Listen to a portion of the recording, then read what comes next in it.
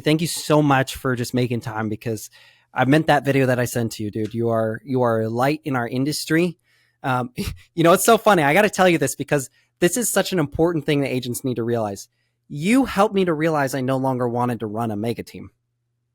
Oh, and that's a good thing, because that's not what I was passionate about. Yeah. But I felt that I had to be, because I was good at recruiting, because I was good at certain things. Everyone was telling me, you got to run a mega team then. But I was like, I don't want to run a mega team, but I have to because everyone's telling me I have to. So I spent so much time and so much money to try and become someone and do something I had no passion for. I love running a downline. I really do. I'm really good at it and I really enjoy it. That's why, what am I wanting to talk to you about today? Because a brokerage and a downline at the core of it are very similar, right? With agent retention, they can't force agents to produce, right? They're not on a team, right? It's a different level of expectation. And you have an amazing brokerage that you run. And so that's what I want to talk to you about is like, for those listening, let's talk about how you apply the principles of how you do your brokerage and how someone who runs a downline. So not necessarily a team. You've got great team content. We'll probably do another one about team, but let's talk from like a broker / downline perspective.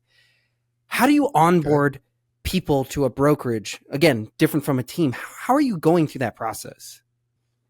Oh, yeah. It's a great question because I have another company outside of my brokerage that we do, Reside platform. We do coaching, consulting, training, systems, implementation, and they're all at different brokerages. Yeah. Right. They LPT, Epique, you name it. Right. And so what we've found, and it's the same, I'll talk about my brokerage too, is that we have to understand the onboarding process of my brokerage. So for like Epique, I really need to understand their onboarding process and not allow them to, I can't just recruit an agent, bring an agent onto my downline and just, okay, you're hands off. Go. Just talk to Epique. No, it is a full service. It's a full service experience where we're going to be there with you during this process. We're not going to do that work with you, but we're going to do that. That's part of the onboarding towards of the downline of this community we're building. Versus that's the so understanding step one is know what the heck the onboarding process is for whatever brokerage you're at. You've got to know what's the process so that you can be accompanying them through it versus just saying, come back to me later. Yeah. I mean, I think an agent would understand the analogy that it's like, telling a buyer to just go talk to the lender, just go talk to title, just do your signing without me. And then this other agent is like, not hand holding, but, in control. So I think that's the word that popped in my mind. You have to have control of this process. And control doesn't mean you do the work. Control means you have maybe a client success manager at Epique, at your company that you deal with directly, especially if you're recruiting people at a high clip. Like, let's be honest, most agents won't recruit very many people, if any. I don't know the statistics to their downline. It's extremely small. Like it's like less than 1% will even get like 3 agents. Okay, so less than 1%, right? So, and really, let's say 50% will do 0. 50% or more have no. Way more than that. It's like 90-something% have, And they don't even want to. Right. It's not that they can't. That's not their thing. Like you were telling me, Robert, like this is you're passionate about this. And so I want to have, who are my go-to people at the company that are my client success managers, CSMs. Who are the CSMs at every step of my third party? All my third party companies need a CSM designated to me, especially if I'm recruiting. If I'm in the top 1% of recruiters, they should allocate somebody to me, not fully. I use the same company at my brokerage. where every third-party vendor, I require them to give me a CSM, Okay. a dedicated person. So in Washington State, we have title and escrow, right? And so if we get a contract agreement in place and we send it over to escrow, right? I wanted control of the process. I'm not going to give you a contract and you get to decide who gets it. Yeah. I think this is a conversation we needed to have together on who gets it. I can't be guessing, is it Susie? Is it Mary? Who's it going to be this time? And what's that experience going to be like? I want your very best person. I want your very best person. Number one, if I can't have them, I want a really good person that's dedicated to my team, because I will promise you this. If we're not already, we're going to grow to a level in which you're going to want to give me a full-time person. Right. So like you, and I love that you say that too, because agents listening right now, you need to be humble and know what you can bring to the table, because that's how you negotiate. Weak negotiation, you're already at a loss if you don't know the value that you bring, because you have nothing to leverage. But like, I can go into Epique, because I actually will probably ask you more questions about this, but I can go to Epique and say, listen, you know my numbers. I'm recruiting an agent a day. That's so right.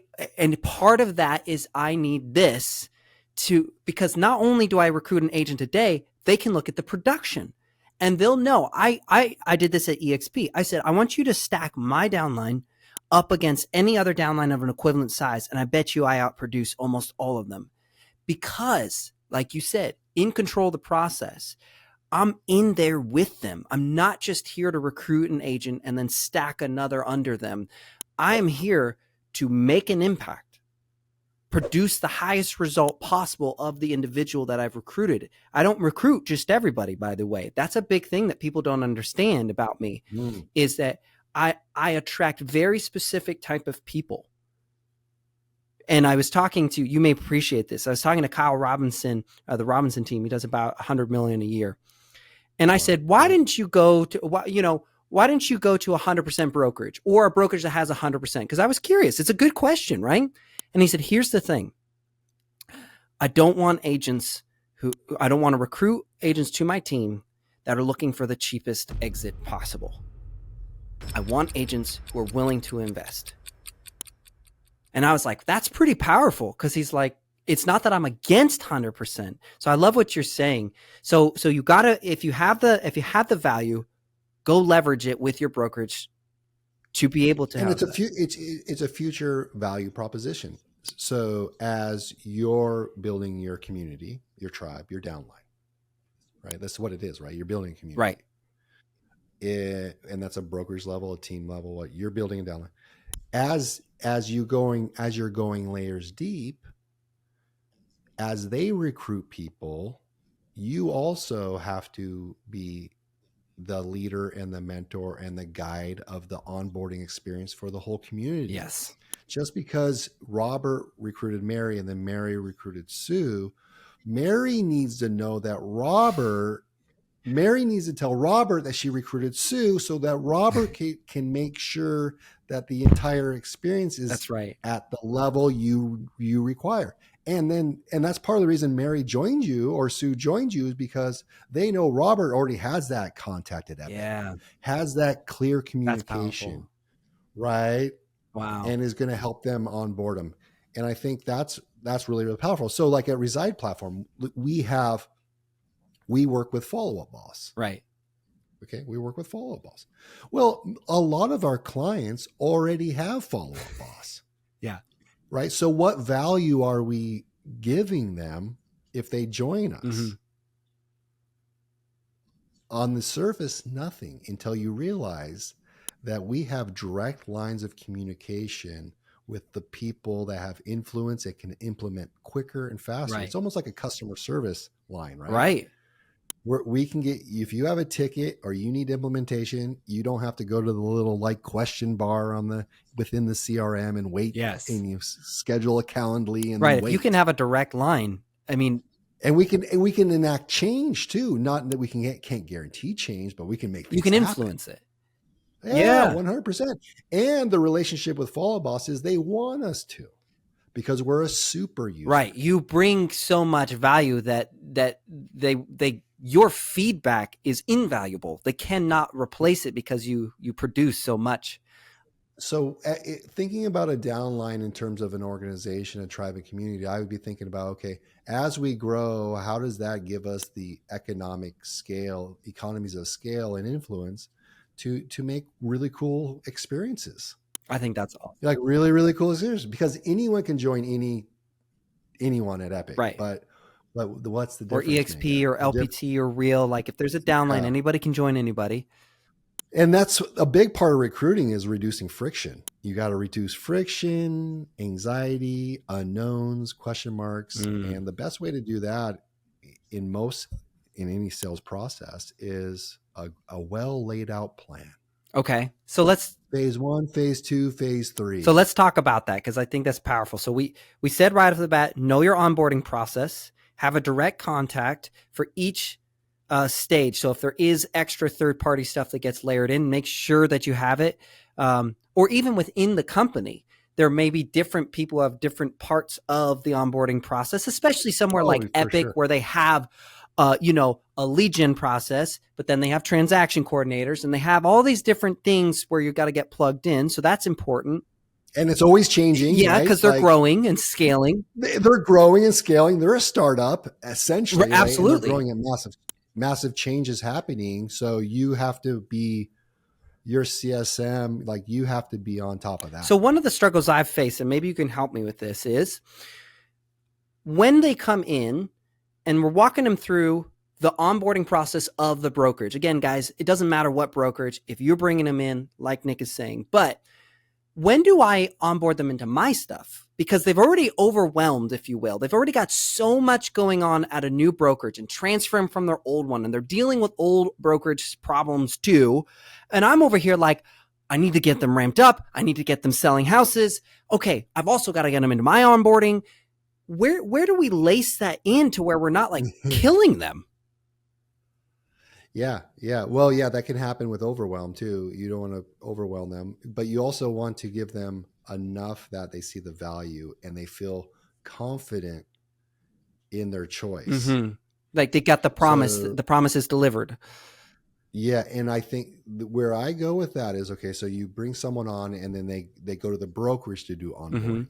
The brokerage onboarding is probably a pain point for a lot of downlines. Absolutely. A lot of 100%. I mean, but hey, we're just a downline, so we got to kind of work through it. Yeah. So it's not the onboard. That is not the onboarding process. That is part of the process. It's like a phase, like you said, a stage. It's a part of it.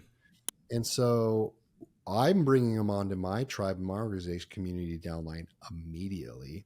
And the first step is connections and relationships. So when you join a new tribe, a community, a downline, you need to know that you're welcomed, that it's safe. Okay, yeah. That you belong.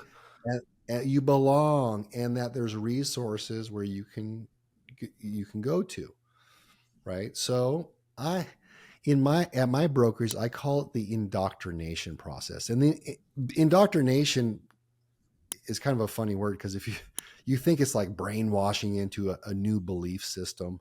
But right? Really, it's making them familiar with the doctrine. Yeah. Who are we? And what are we about? And how do we act? Yeah. And like you said, you don't let everyone in, but I let you in. And now that you're in, you're about to experience truly not just what I said, but who we are. And you have to feel that. So, what is that like? What's that announcement like? What is that introduction like? Who are you going to connect them with? That's not just you. Because as you grow, you can't be the focal point for everything, because then you're going to limit your growth.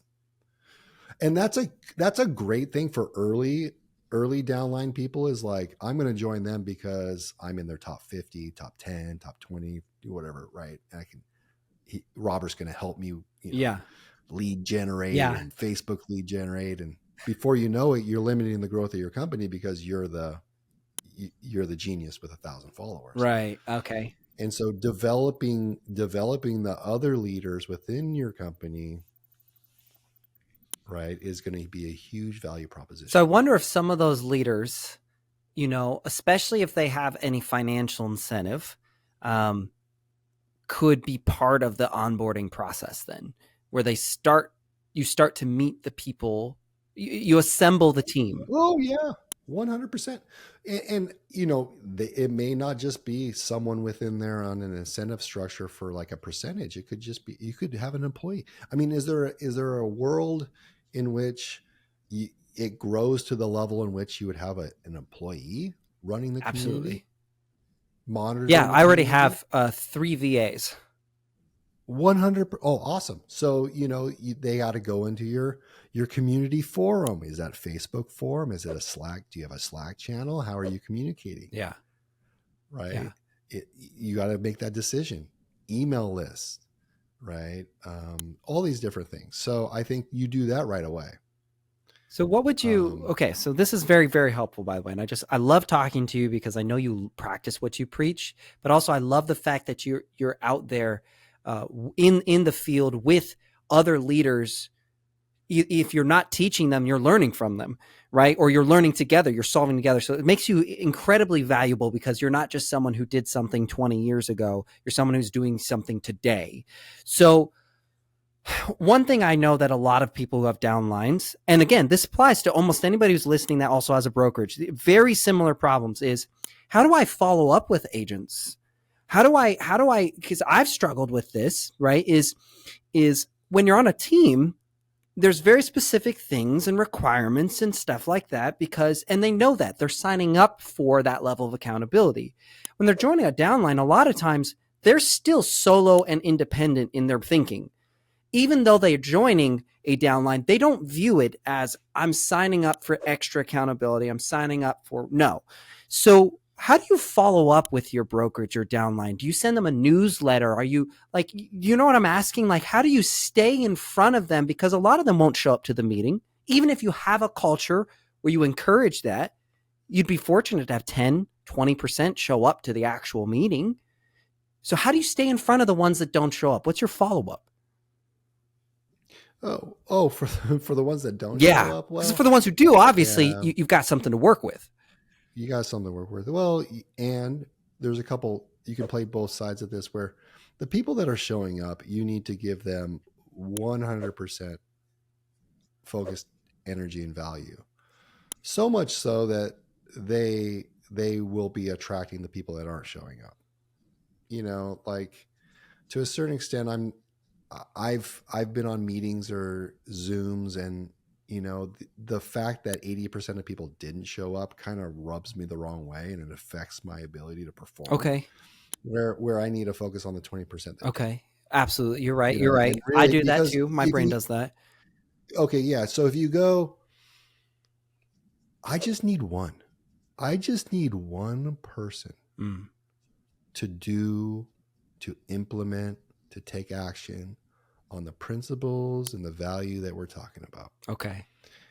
And I need one. And then when they do it, I'm going to make a big deal about it. Okay. To everybody, especially all of the people that didn't show up. They missed out. Right. So is that a newsletter announcement? Is that a replay? Is that a success story? Right. So I don't know. You're probably doing some level of training or coaching or lead gen, right? And you had someone implement it. Okay. You're going to take that story and you're going to deliver that to everyone else. And so like, oh, interesting. Right. There is value there. And so I've run a brokerage. I've run an independent brokerage in a team for 12 years. And even when they're in your office even when you're the firm, you're going to have people not show up. And even you can train them until you're blue in the face. 95 of them are going to leave the office and do nothing. Right.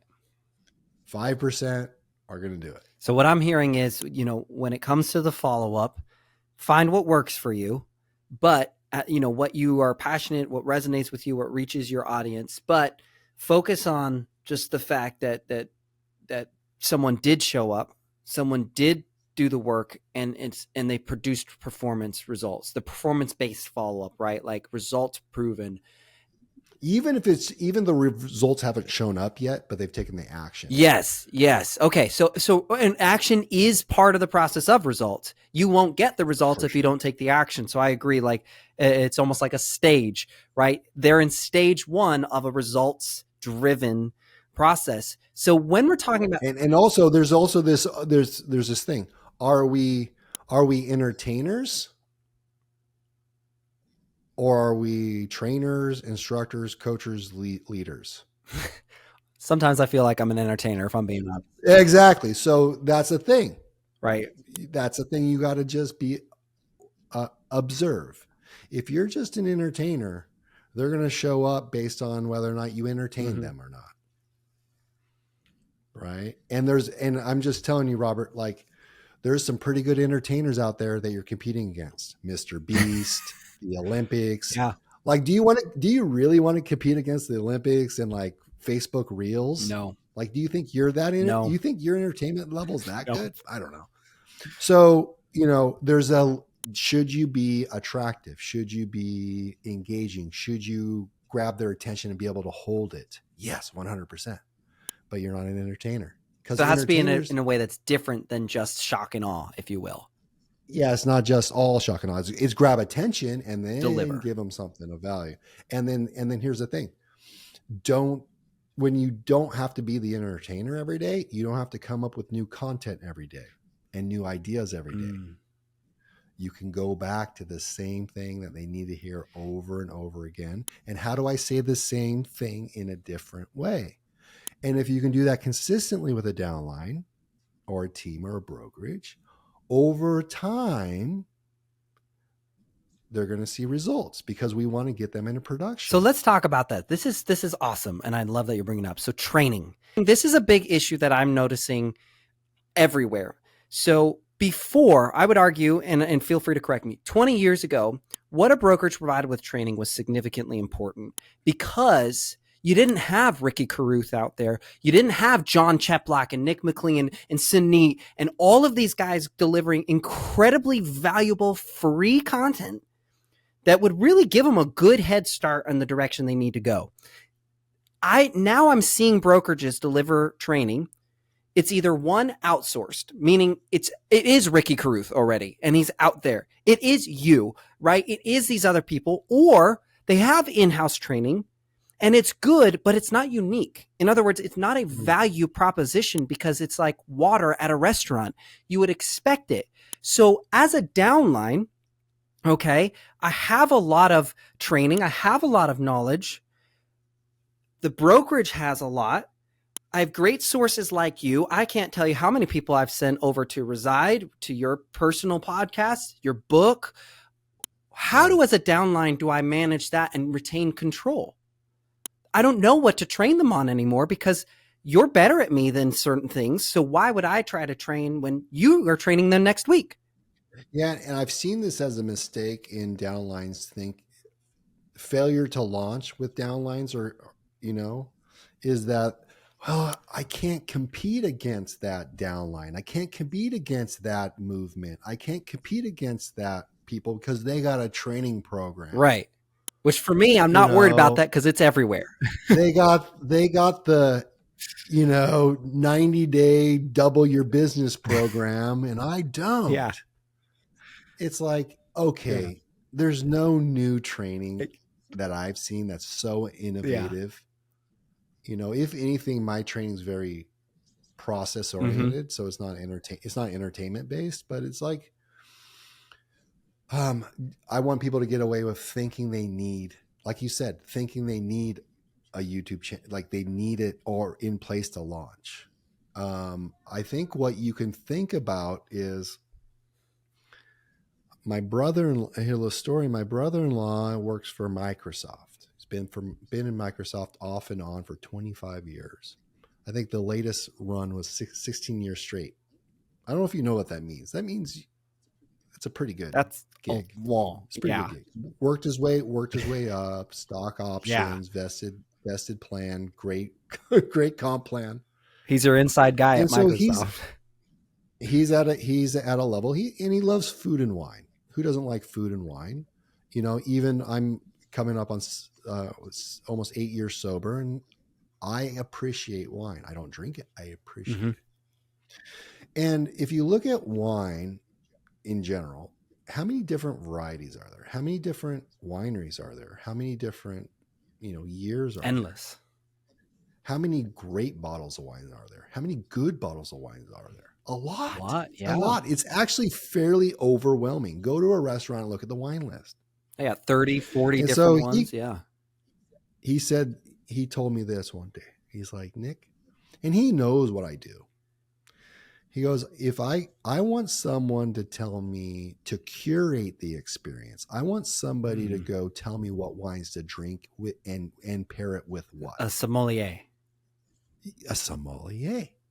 You have to be able to curate the experience. So do you think it's wrong? The fact that there are a million different trainers, so much content, who's the person filtering the noise so that you can give your people the signal they need? So a lot of that, even with John Shep, like I've worked with him for 7 years, he's a business partner of mine.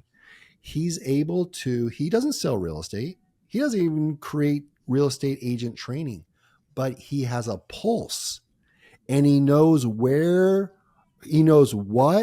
to deliver to his people when, based on timing, based on place, based on the market. He gets that pulse. So for me to you is like, that's it. Just find the pulse and deliver what they need when they need it. It's like marketing, message to market match. You got, one message won't work in certain marketplaces. A message to a seller's market won't work to a buyer's market, right? You got to be very specific. And when you do, the more specific you are with your weekly training or your value propositions, like if I'm doing like value propositions or specific headlines for a training, it's only going to appeal to the people that it appeals to. Right. So I'm not going to get 100%. Right. If you're doing mailers training, just as a generic. Yeah. So back to our early conversation, if I'm getting 100% attendance rate, like I either have an authoritarian tribe, which you're never going to get, or I'm just really entertaining, but I'm very broad in my subject matter. Right. And the problem is being really broad in your subject matter, you're not going to get 100%. You're probably going to get like 20% or 10%. You'd probably be better to say something very, very specific. Right. And go deep. And don't go deep into that. So if we're looking at me right now, right? Because again, I feel like it's always good to use an example versus hypotheticals, because it's like anything goes there, right? So I have my weekly meeting. I've got a bunch of agents. We have roughly a 20% show up rate, which I still think is fantastic. Bad day is a 10%. Okay. I used to train Google My Business, mailers, right? I would have different segments of training, saw low attendance rates, right? Because it was very specific to people who care about that. So I switched it up. And what I did is I said, okay, I'm going to ask very deliberate questions. What's one way you generated a lead this week? And then I would highlight, I'd get, 30 comments. I pick one that was interesting, and it's okay. Where did that lead come from? Tell me more. And my goal was that I'm highlighting agents doing stuff, because if you didn't generate a lead, you have nothing to say. Okay. And then I'm trying to expose people to different ideas. Think differently about lead gen. Whoa, this guy got a lead from doing this unique thing. We do have higher attendance rate because of that, but I feel that there's a depth that lacks from it. And it's kind of like what you just say. And I don't know what's better. Just being transparent. I don't know what's better.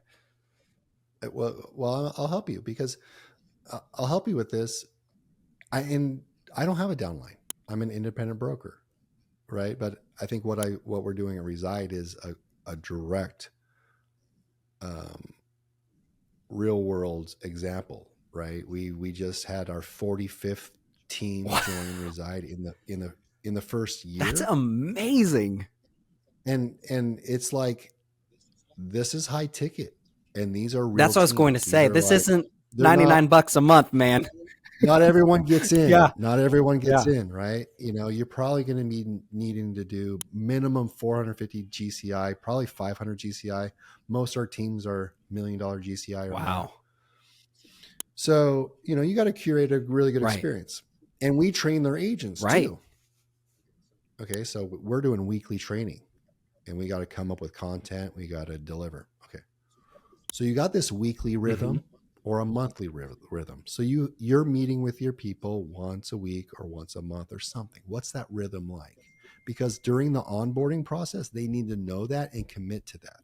In fact, as I'm selecting my people to my brokerage, before I hire them, I want a commitment that they're going to make those things happen. They're going to prioritize those to the point of, are you on their calendar every week?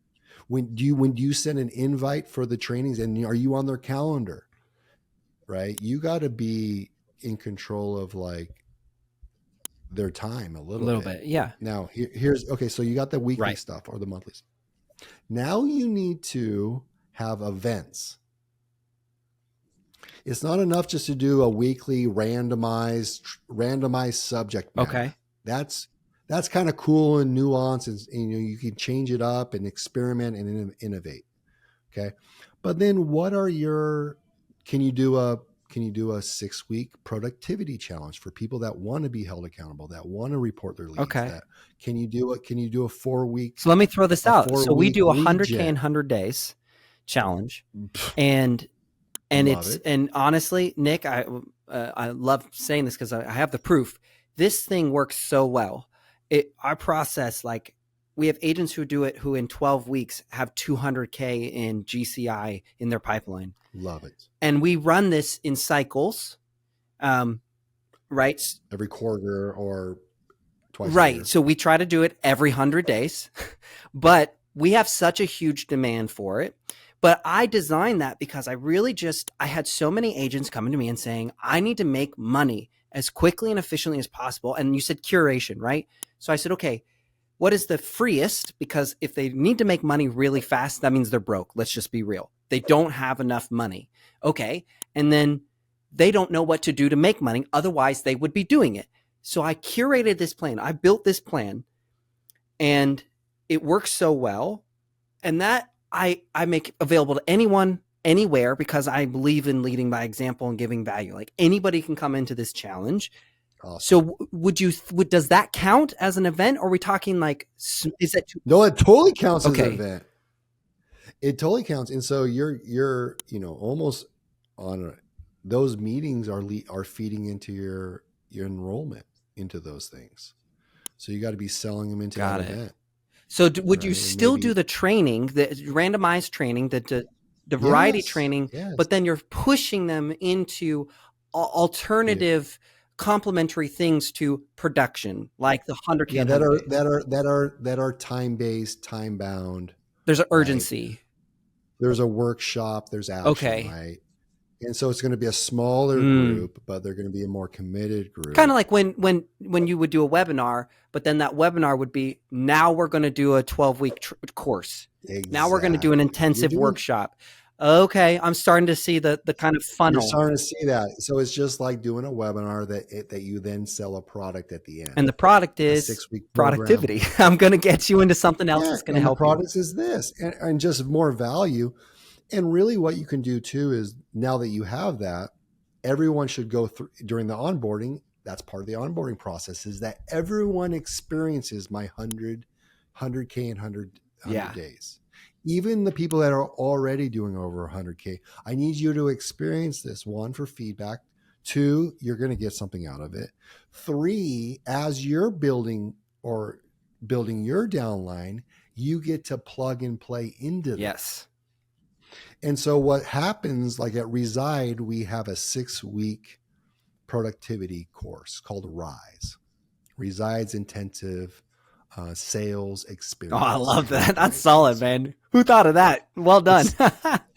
Yeah. And it's taught by Mia, and Mia is a high-level trainer. And so we do it every quarter, let's say. Well, now that all the Reside clients, they get to promote locally, like, hey, if you join by this date, you can be in this class, Right. next Okay. 100K in 100 days, right? So would you make my And 100K exclusive? Because I am a recruiter, right? So you totally could. I would have exclusive okay. courses So, for or yes, even a even exclusive if it's just variation of it. Like here's the public one, totally. but then if you want this next one, you got to get in by this date, and then you'll experience the Yeah. elite version. And it's not a scarcity thing. Like if you don't, you're going to miss it. It's kind of like, if you do decide to join us, I got a plan. There's a depth. It's beyond what anybody else would get. Yeah. So when you join my company, I learned this about my company is when you join my company, we're going to onboard and train you. We're also going to do this ongoing forever. But initially, you're going to take a 90-day productivity training. Yeah. So it's an addition to this. And this is designed to ramp you up. I need to get you caught up with everybody else. Okay. And so that's a key piece of the onboarding is what is that key piece of onboarding that is also what you're doing with that 100K and 100. Maybe it's that, maybe it's a else. Variation where it's like, here's your 90 days to produce these results, and they're going to get specific things. And everyone, and I like the idea of knowing that everyone has done it. Everyone has done it. It's like a rite of passage. Right. This is just what we do here. It's the Marine boot camp, what they call crucible. It's the crucible moment where you made it the 14 days and you hit the crucible or whatever. And if you're a Marine and you meet a Marine, right, you know that they had gone through something. That's a good point. Yeah. Like you don't even have to ask them like, hey, what's your level of training? Did you ever want to quit? Or let me test you. A Marine doesn't have to test another Marine. They already know they what did it was it. like. Yeah. Ooh, because it was the same. That also bonds them, right? Another Marine who's never met the other guy, the moment they see each other, there's a bond that's instantaneous. They respect you because they know. Oh, that's powerful because that builds that community, that trust. Yeah. And I'll give you an example of a real estate team. I had an onboarding training protocol early in my career that was ridiculously intense. And I loosened it up over a 5-year period. And my original team members started looking at my other agents like, and they came to me like, you don't have what it takes. Nick was too easy on you. Nick was way harder on us. This is awesome. Does that make sense? Absolutely. So that I was like, oh, I made a huge mistake because that's not giving the same level of crucible rite of passage. So you do want it to be an intense thing where, it shows that you are one of us. This is amazing. This is why I wanted to bring you on. Okay. So we need to do a part 2. I want to bring you on for part 2 because this is something that I feel is very much missing in the world of downlines. And yet, go to EXP and go to the Rob Flicks and the Brent Goves, amazing people. They have 50,000 people in their downline, right? Go to great Jay Kinder and Albie and Michael over at Real. We've got amazing people, but nobody's actually teaching downline. They're teaching teams and they're teaching solo production, but downlines are such a huge piece of real estate now. I think that for a lot of agents, almost none of them in the next 5 years will not be in a downline for the most part, unless they're an independent brokerage. But even that's a downline. It's the downline of the broker. It's definitely going to grow. Yeah. And so I want to talk about it. I want to help downlines become more than just recruiters, right? I want them to be, at least have the information available because I don't know where to go for this. I love it, man. And you're a star. So. And we didn't prep anything. This was so awesome. I knew with you, we were just going to have a blast. I would love to bring you on again. Thank you for your time, Nick. I feel always indebted to you, man. My pleasure. I love seeing what you're doing and the move you made, where you're at and making it happen. You're in the right spot. Well, I appreciate you, man. We'll bring you on again. Thank you. Have a blessed day.